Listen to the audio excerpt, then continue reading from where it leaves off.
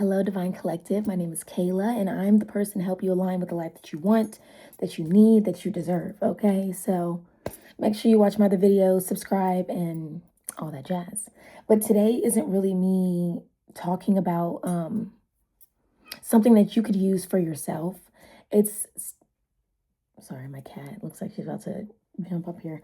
But it's not necessarily me talking about something that you can teach and apply to yourself. It's kind of like me telling my story. And I feel like me telling my story will continue to help other people.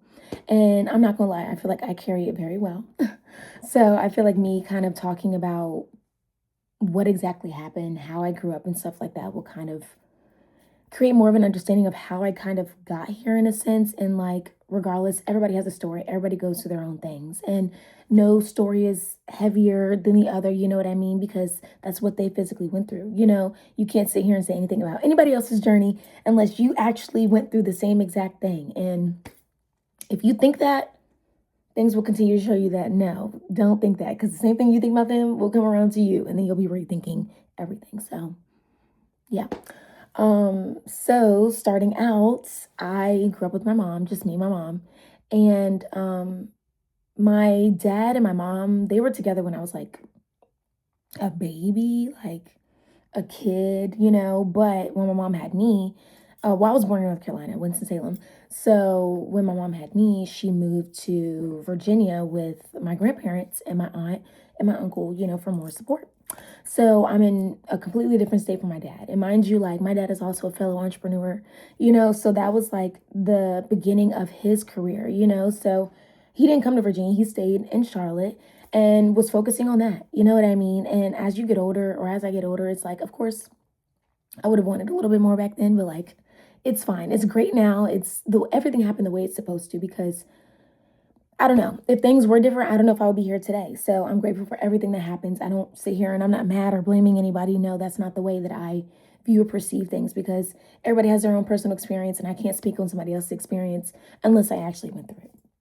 So yeah, so mainly it was me and my mom together, growing up, besties, and yeah. So growing up when I was like in pre-K, I was like a really, really bad kid. Like I was at a Christian private preschool. And I was so bad, like literally I would spit on tables, I would curse, I was just very mean. I remember there was this little boy that I liked, and this other little boy was like messing with him, like picking with him. So I jumped on his back and I bit his ear, of course, but that was like when I was like 4. So, and my teacher absolutely loved me. Like my mom would say that she would come into class and I would be sitting on the teacher's lap. Like it was just, and I understand because I'm a fellow teacher. So like, I get it. Like you love your kids, like you love, you know what I mean? You love your babies, or at least you're supposed to. But yeah, so literally I was so bad and they wanted to kick me out. Mind you, it was a private school. So you paid to be there and they wanted to remove Kayla. But my teacher refused for that to happen. She said, no, you're not going to get rid of Kayla. And she said that she's going to pray for me. And guess what she did? She prayed for me. And ever since that day, I don't know what she said, what she did. I don't know. But I've been a brand new person. I've been a brand new person. I don't curse. And if you know me, like my whole life, I've not cursed. Like if I'm super mad, I'll curse maybe, but it takes a lot for me to get mad. Like I think I've only really been mad like 2-3 times in my life. Like furious, like like very, very mad. Um, and if I'm singing a song, maybe I'll curse, but outside of that, nah. And it's just like once I've gone so many years without doing it, it's kind of like there is no point. And it's funny because when I meet people, I'll be like, oh, did you notice? Like I don't curse. And they're like, yeah. It's like they always notice, they always pick up on it. And yeah, it's very interesting. They're like, oh, I need to stop cursing. I don't need to curse as much. Da, da, da. And I'm just like, listen, at the end of the day, you do you. But since the age of 4, I have not cursed. So it's like, that's just, you know, how I am. And I feel like once you go so long without doing it, I feel like it just doesn't sound right when I do it. So I just leave it there. And the select times that I do, but it's rare. Like I don't say it in every other word, every other sentence. Like, yes. So, mind you, like I was just an angry kid for a long time. So, I have been in therapy since the age of 4, on and off my whole entire life. I'm still in therapy. And I feel like that's kind of what pushed me to become a psychology major in college, too. Also, my dad having his own behavioral health business, too, as well. Like, it just, It just runs in the family. But yes, so growing up, it was fine. I feel like I did okay in school. I remember I was just telling somebody about this yesterday, but in first grade, literally like we were sitting on the floor for like an assembly in the lunchroom, and I guess my butt crack was out or something. So I could hear little boys talking about it behind me. And one little boy decided that he wanted to place his finger in my butt crack. Isn't that crazy? Violated in first grade, like, you know. And literally, I went to the teacher. Mind you, we had a substitute that day, and I told her what happened. She told me to sit back down. So after that, I went to the office and I told on the little boy, and I told on the teacher. The substitute teacher got fired, and then the little boy got expelled. So if you are watching this, I don't even know the little boy's name. I would love to talk to you, because I feel like that was crazy. That was crazy. That was crazy. But I guess in first grade, you know what you're doing. But like, I feel like expulsion was just like, that's crazy. But to this day, I still think about that little boy. And I hope that you're doing okay. And then also in first grade, they try to hold me back. Like I had one teacher, Miss Stowe. I love Miss Stowe. And I wish I would cross paths with her one day because she was a big pivotal factor in my elementary school days, you know? So they literally wanted to hold me back. And Miss Stowe, she was my teacher, but then they wanted her to move to like fourth grade or something. So she moved to fourth grade. And then I got a new teacher, and she was cool, but I guess she thought that I was falling more behind than the other kids. So she wanted to hold me back. So literally, my mom came up there, and like, I don't know if this is something in my mind or I dreamed this, but I feel like my pastor came up there too. I need to ask my mom again. But it's like, I remember this. So it's like, I don't know. But I know for sure my mom came up there, and they said that they're not holding me back. Okay. And guess what? I did not get held back. And I kept going with the second grade, third grade, fourth grade, fifth grade, did fine.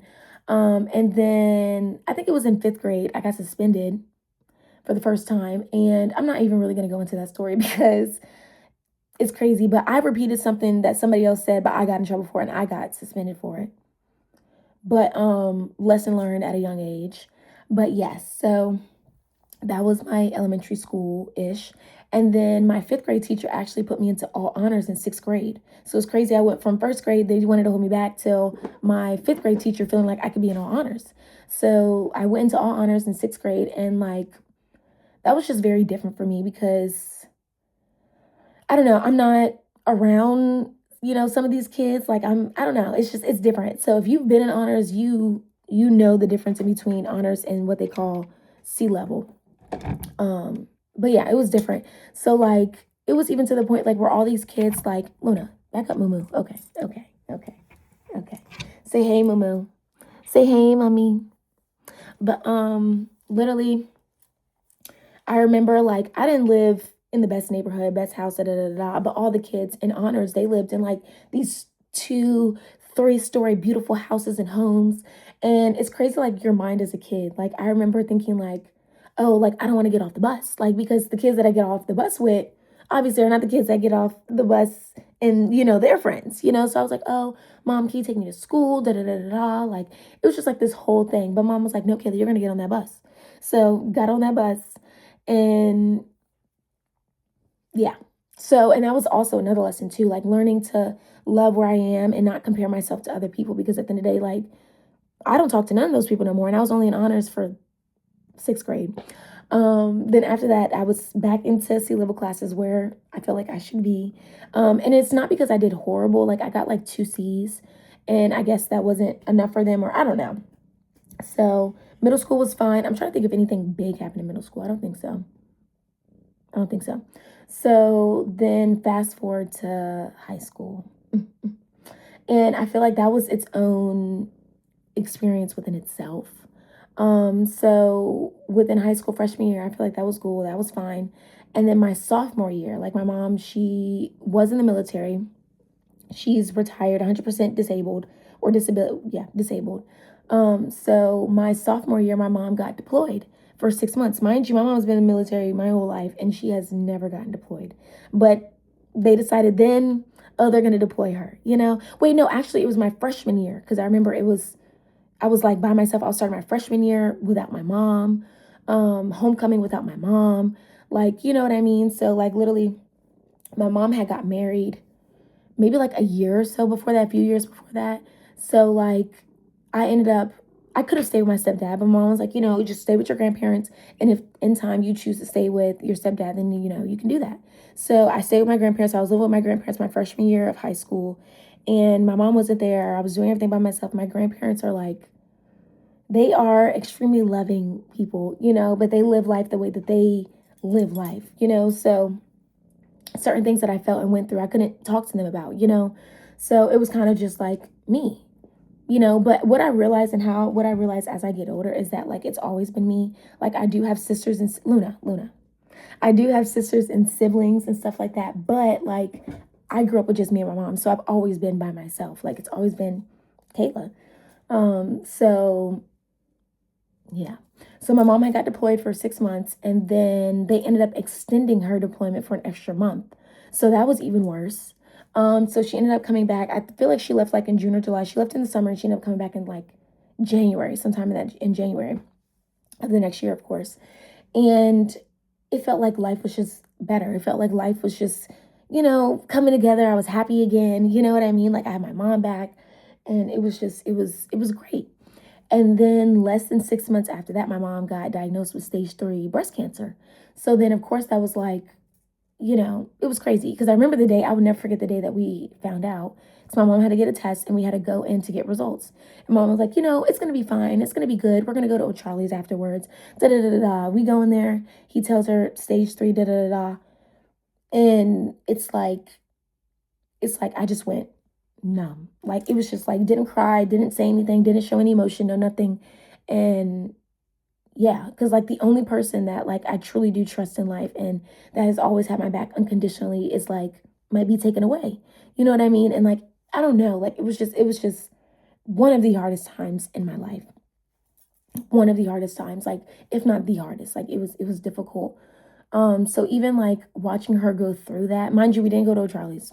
Went back home, and I don't know, like watching somebody go through something like that, having no hair. She lost her fingernails. She had to have band-aids on all her fingers. Her skin got dark. Like she didn't have enough energy to do anything. Like she didn't feel confident within herself. Like it's so sad watching somebody that you love so much go through something and you can't do anything. Like, and I feel like even though I was like 15, 14, 15, I still was a kid. You know what I mean? I still didn't quite understand what was going on or the magnitude of it. Like, I didn't, and my mom calls me a tin woman because I hold a lot of my feelings and emotions in. So, like, I never even cried with my mom. I never talked to her about how I felt about it. Like, I would just cry by myself and work through it myself, and not express how I felt with her. And it's crazy because we never even talked about that and how it affected me and even her in a sense until after she was cancer free. So Luna, leave my backpack alone, mommy. Until she was cancer free. So it was just like I was holding on to so much at the time. And also my sophomore year. Yeah, my sophomore year, I met my first love. And literally that kind of like changed the whole trajectory of kind of like my life and how things went in a sense because I was introduced to he was in the grade above me but like 2 years older than me. And I was just introduced to so many different new things that I hadn't before and stuff that like still this day you know what I mean? It's crazy how like somebody can come in your life and like completely change things. But um I learned and grew so much from that relationship. And we were on and off for like past high school, like, but it kept being the same things over and over and over and over. Like we were best friends. Still to this day, I love him and I send him nothing but the best, but he was a whore. He couldn't just be loyal, which is looking back now, like, of course, we're only like 16, 17. So, like, it is what it is. But yeah, just couldn't be loyal. And that's why we ended. Yeah, even in the future, like I would be like, okay, it's fine, we're good. Then we'll come back. It was the same cycle over and over and over. And it's crazy because the day that I chose to end that cycle, I was living in North Carolina, and I don't even think I was I was living in North Carolina.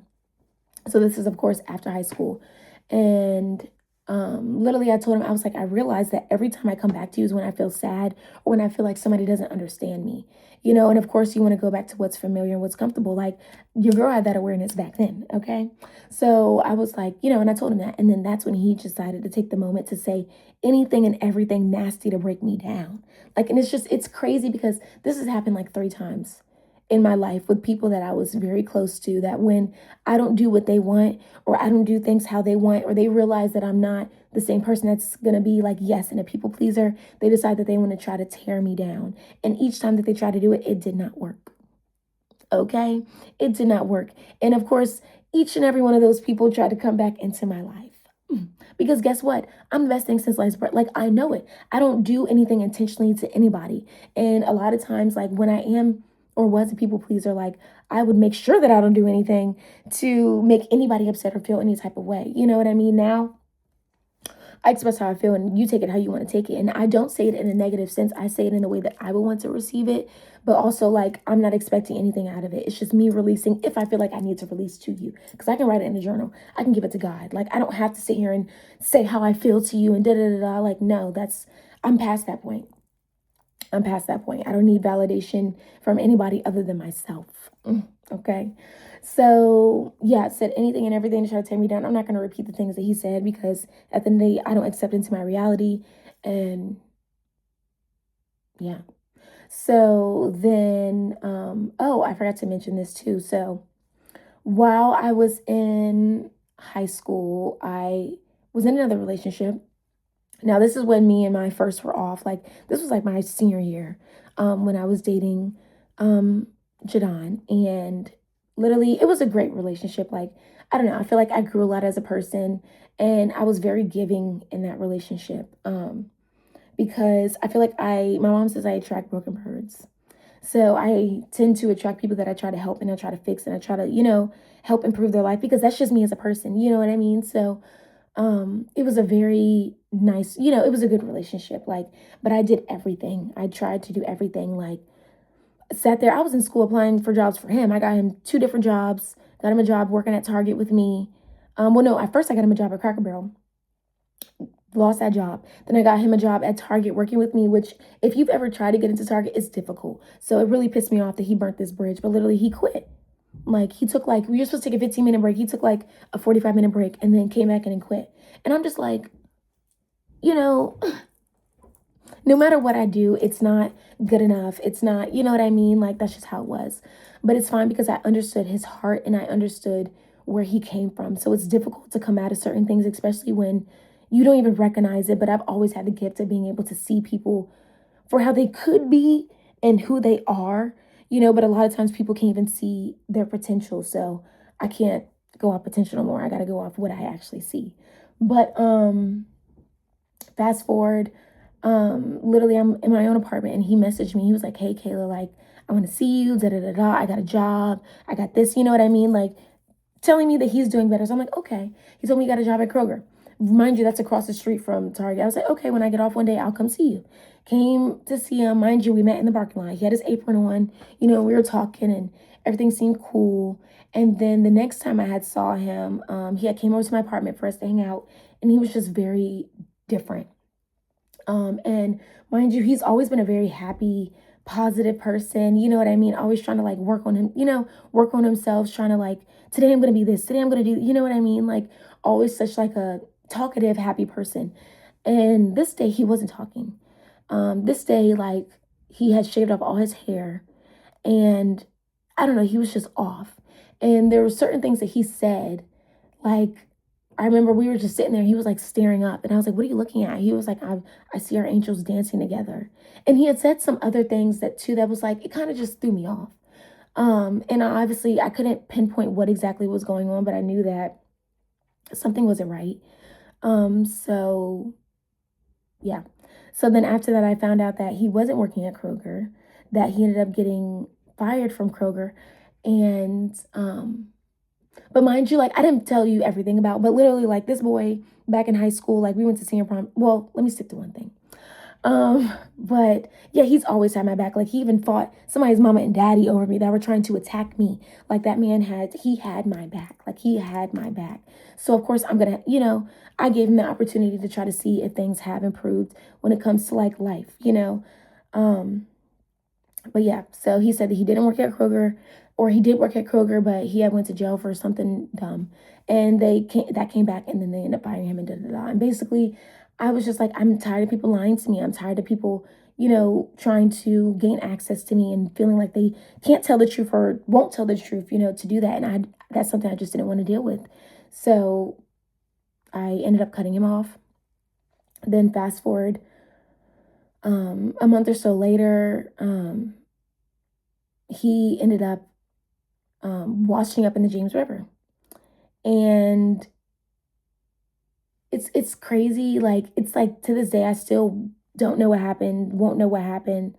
But I've heard different things of exactly what happened. Mind you, the man was like 6'4", like he's huge, he's tall.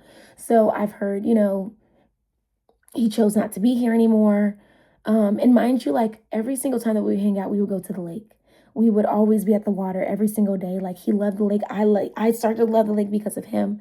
So it's crazy that the last place that he was in the water.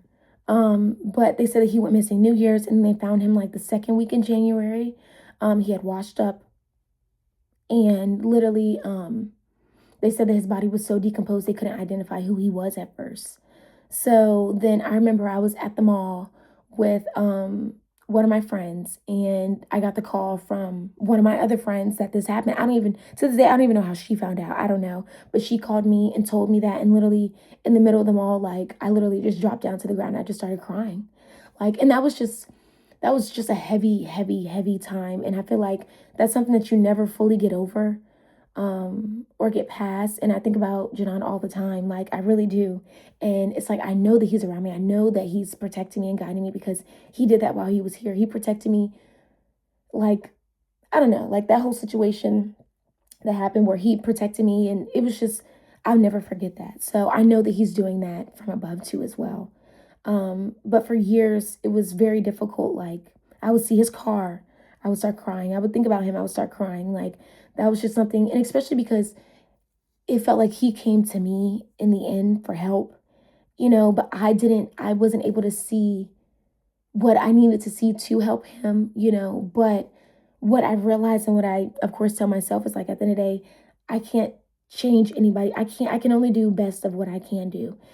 So it wasn't my fault that that happened. It wasn't at all. I did all that I could do. And while he was here, I swear I did everything, like everything, even stuff that I didn't even mention up here. Like I was there, and I'm glad that I was able to provide a loving experience for him when it was closer to the end. You know what I mean? Because I don't know if he's ever felt that type of love. So I'm grateful that I was able to do that, and we were able to experience each other, because I'll never forget him at all, at all.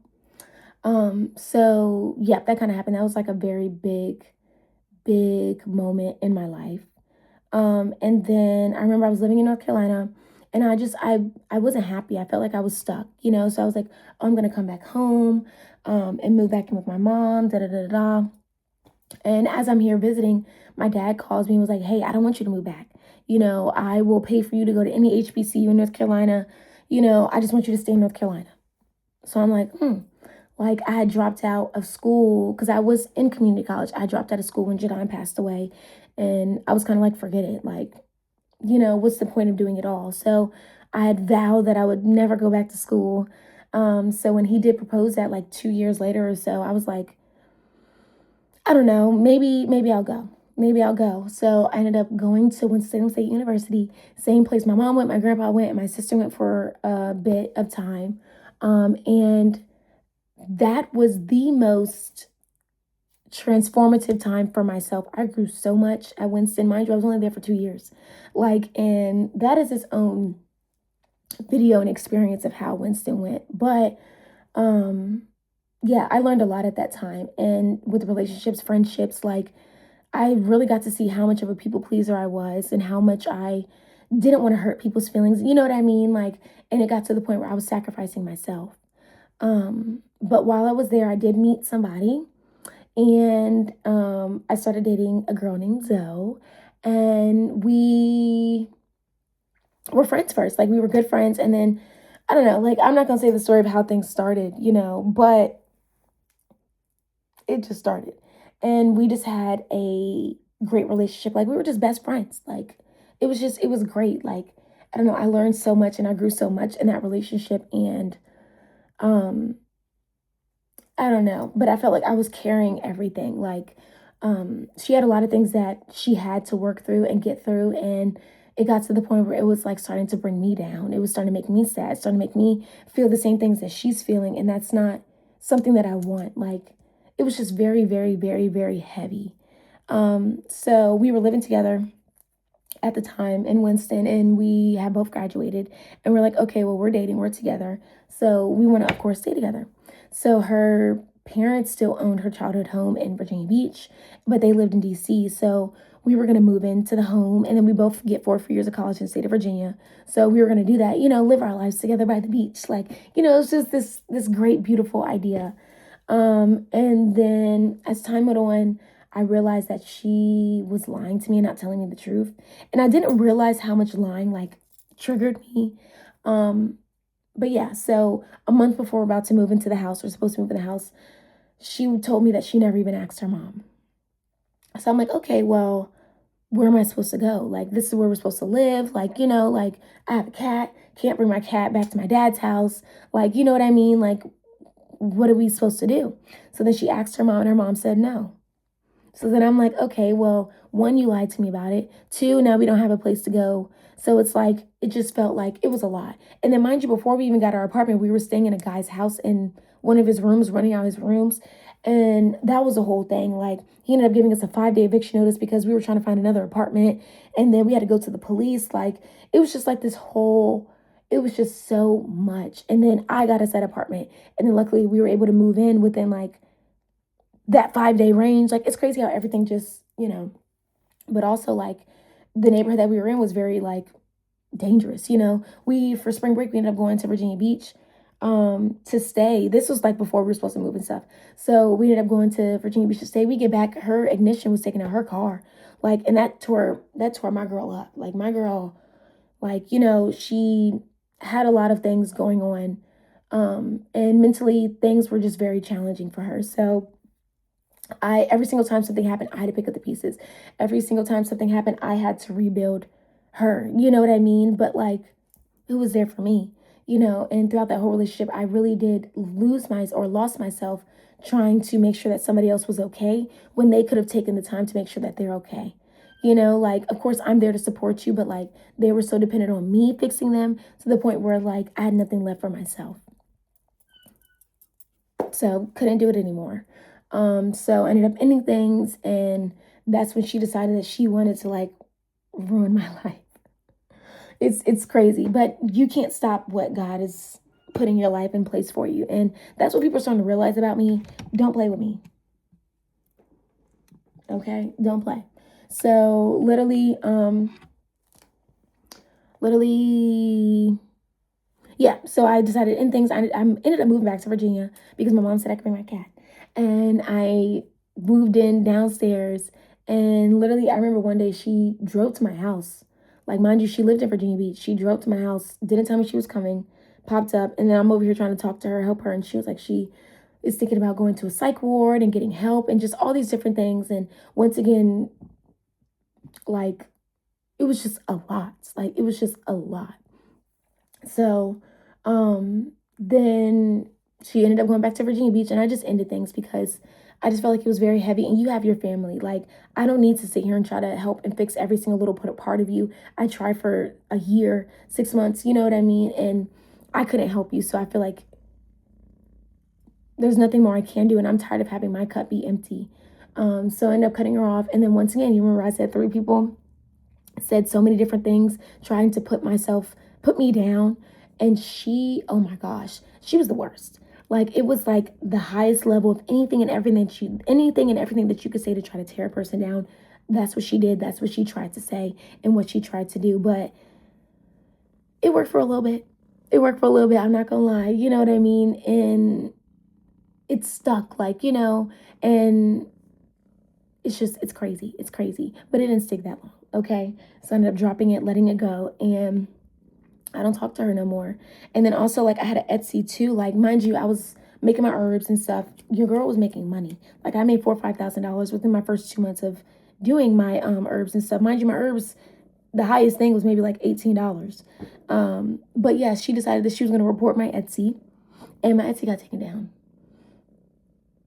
So if you are watching this and you know me and you've seen Exquisitely Divine Herbal Shop, you're wondering what happened to that? Yeah, she got it taken down. So, and I couldn't make another one. Just recently, like a month or so ago, I was able to make a new one under my mom's account, but I don't even know if that's something that I'm gonna. I don't know. I don't know. But yeah, yeah. So fast forward after that, I'm still living here with my mom in Virginia and my stepdad. And of course, if you watched the first video, you know I'm moving back to North Carolina. Okay, because I realized that a lot of times I was just going with the flow of things. Like I literally moved back here. I had got like $6,000 or $7,000 from graduation. So I was like, I'm cool. You know what I mean? Like I'm fine. And but mom was like, Kayla, you need to get a job. You need to get a job. You know? Okay. So I applied to become a substitute teacher and then an annual sub. So then the next day I got a call to be an annual sub. So then I got in that job and I was an early childhood special education teacher. And when you're an annual sub, you're just the substitute teacher for the whole year. But one of our CSE, like the coordinator of special education, came to me and was like, Kayla, like, you should get your teacher's license. Like, you should get it. So I'm like, okay, I get 4 years, not in school. Why not? So that's how I ended up starting my master's in special education with a minor in early childhood and just going with the flow of that. Going with the flow of that. Mind you, before that, never thought about being a teacher. Never, you know what I mean? So then fast forward to, mind you, that was like last year, a year and a half ago. So fast forward, I'm in my second year as an ECSC teacher, and I realized like, oh crap, like I love my job. I love giving back and being there for kids. Like I've learned so much and I've grown so much and I've gained so much patience, understanding, and help that I could help with kids with special needs, their parents and stuff like that. But I realized that that was not my purpose. And something that I realized is just because you're good at something doesn't mean that's what you're meant to do. And a lot of times we fall into these patterns of things because we feel like this is what we're supposed to be doing. But if you're not happy, if you don't feel like your cup is full, that's not what you're supposed to be doing. That's not what God intended you to do. You know what I mean? Because you're meant to live a happy, peaceful life, and that doesn't mean that things aren't going to happen in your life, but you have to learn how to be able to control yourself and your emotions to be able to handle anything that comes in your life, if that makes sense. So that's how you have a peaceful life. It doesn't mean that, oh, nothing's going to happen. You're not going to experience any loss, any hurt, any pain, or anything like that. But it's managing through it and not allowing it to overtake you and change you as a person in a negative sense. Changing pain or taking pain and changing it to purpose. So yeah, yeah.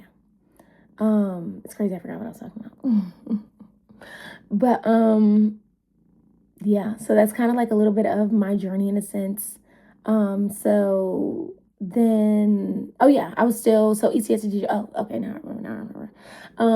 But yeah, so I was like, I'm not happy anymore. Like, I need to figure out something else I need to do. And the moment that you decide in your brain that this isn't for you, things will start aligning or popping up that could help you change what you're going to do, if that makes sense. But it's up to you if you really want to make that change, because at the end of the day, the life that you have now is your choice. You chose that job. You chose to apply to that job. And if you didn't, say you just fell into that job like me, you know what I mean? Well, I did apply, but you're choosing to go to that job every day. So you may feel like, oh, I don't have a choice, but you do have a choice. But of course, your mind and society makes you feel like you don't, because, oh, I need to pay these bills. Oh, I need to do this. Oh, I need to, like, yes, that's the truth, but also that's something to keep you into this material reality when everything is spiritual. Everything, you know what I mean? So once you start looking more in the spiritual less in the physical, everything in the physical is provided because you're so fine in the spiritual that they just keep providing. That's why I do not lack. I do not go without because, and it's the same thing for you too. And I feel like a lot of people think like, oh, how does she, da, da, da. It's the same thing for you. I just recognize it and I see it, you know? So like, I think I've never gone without.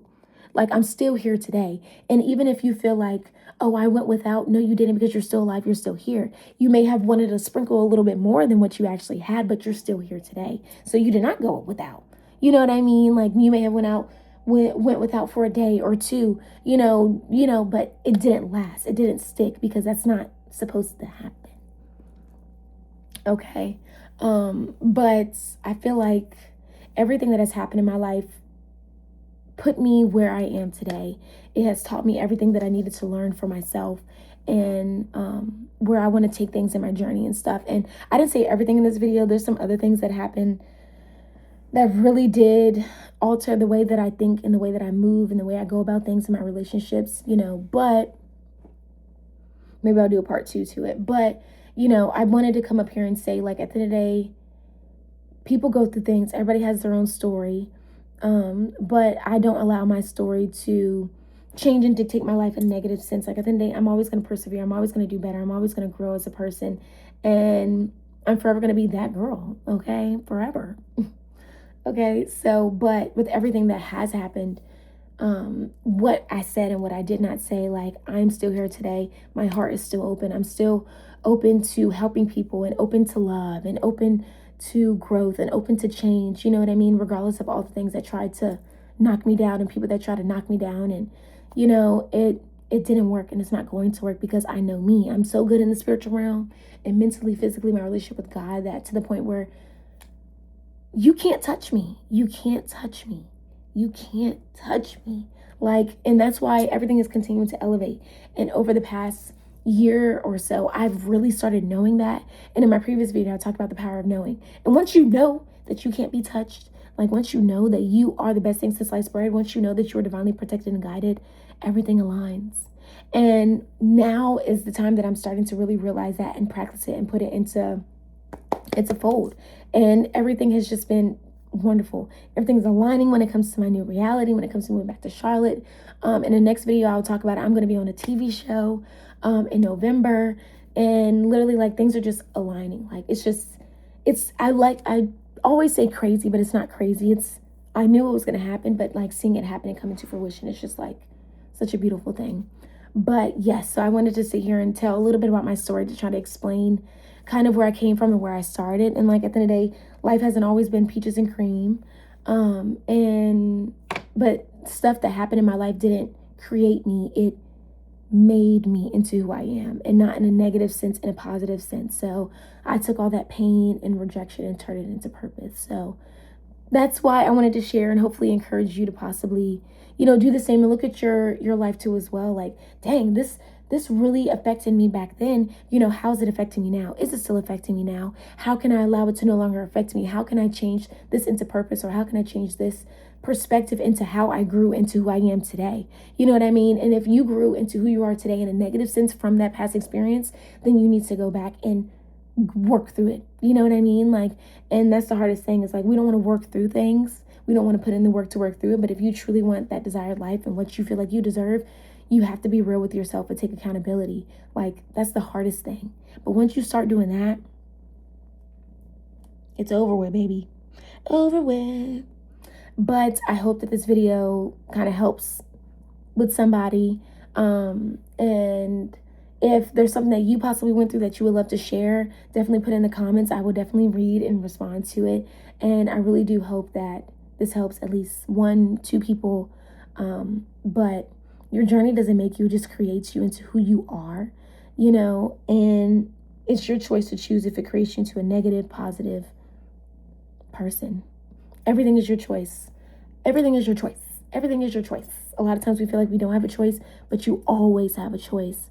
But you knowing that you don't have a choice will always create a space to where you feel like you don't. But once you know that you do, it's over with. But if you haven't already, I'm sorry, this video is like 40 minutes long. But that's why I'm not going to sit here and say everything that has happened, because there's other things that's like, whoa, Kayla, like, whoa, But like at the end of the day, I've grown and persevered through every single thing that has happened, and things will continue to happen, but they won't affect me in the way that it has in the past because I have the power of knowing. So, I definitely encourage you to watch my other videos too as well. Make sure you subscribe because this is just the beginning of a whole new life for me, and it is just on the up and up. Like this time next year, I feel like I'm gonna be a whole different person. Like not a whole different person, but in a whole different place in my life. Just more abundance, more love, more prosperity, like more everything. And I know it is. So at least I have a document. Okay. But by Divine Collective, I love you, and I'll see you later.